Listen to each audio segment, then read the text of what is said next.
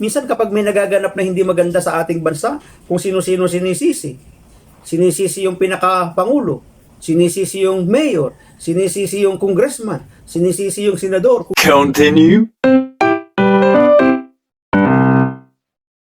Minsan, meron pong bulag sa banal na kasulatan na sinasabi ng mga alagad nang ito ay makita nila, Panginoon, sino po ang may kasalanan at siya ay ipinanganak na bulag? Siya ba o ang kanyang mga magulang? Yun po niyo, kasi yung kanilang orientation, yun yung kanilang mentalidad. Kapag ang isang tao, mayroong kapansanan, mayroong kasawian, may mga pagsubok, kahirapan, problema sa buhay, agad silang lumulukso sa isang konklusyon, may kasalanan. Yan. Nagkasala.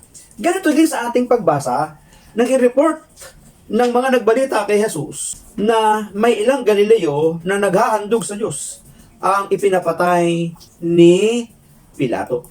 Ano ang sabi ng Panginoon sa kanila? Akala ba ninyo higit na makasalanan ang mga Galileong ito kaysa ibang mga taga Galilea? Ano ang sabi ng Panginoon? Imbis na tuligsain, imbis na ikondina ni Jesus yung ginawa ni Pilato sapagkat yung mga Galileong ito ay naghahandog sa Diyos. Maghahandog sa Diyos, papunta sa service, papunta sa fellowship, papunta sa gawain. Yun na lang, imagine natin, papunta sa church, tapos gano'n ang ipinagawa ni Pilato. Hindi ba dapat kukondinahin natin yung gumawa ng masama doon sa mga taong ito na pupunta naman sa templo, maghahandog sa Diyos? Pero pansinin po natin ang tingin ng Panginoon doon sa ulat ng mga tao. Akala nyo ba, higit na makasalanan ang mga taga-Galileong ito, ang mga Galileong ito kaysa ibang mga taga-Galilea dahil sa kanilang sinapit? Hindi. Ngunit sinasabi ko sa inyo, kapag hindi ninyo pinagsisihan at tinalikdan ang inyong mga kasalanan, mapapahamak din kayong lahat. Nagbigay ng babala ang ating Panginoon sa kanila. Kapag hindi sila nagsisi at nagbalik loob sa Diyos, kung ano yung sinapit ng mga Galileong ito, sasapitin din nila at sobra pa, baka higit pa. Sa atin pong nagaganap sa ating kapaligiran, sa ating bansa. Minsan iniisip natin yung nangyayaring kalamidad sa Bisaya, sa Kabikulan.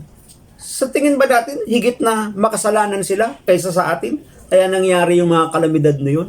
Minsan kapag may nagaganap na hindi maganda sa ating bansa, kung sino-sino sinisisi. Sinisisi yung pinaka-pangulo, sinisisi yung mayor, sinisisi yung congressman, sinisisi yung senador, kung sino-sino sinisisi. Di ba? Ano ang sabi ng Panginoon? Kala nyo ba? Higit na makasalanan ang mga Galileong ito kaysa sa ibang mga taga-Galilea. Pag hindi kayo nagsisi, mapapahamak din kayo tulad nila. Sabi ng Panginoon, di ba? Nagbigay siya ng babala doon sa mga taong ito na nagulat doon sa sinapit ng mga ibang Galileo maghahandog sa Diyos na ipinapatay ni Pilato. So ano ang sabi ng Panginoon sa kanila? Akala nyo ba higit na mas makasalanan ang mga Galileong ito kaysa sa ibang mga taga-Galilea? O, di ba?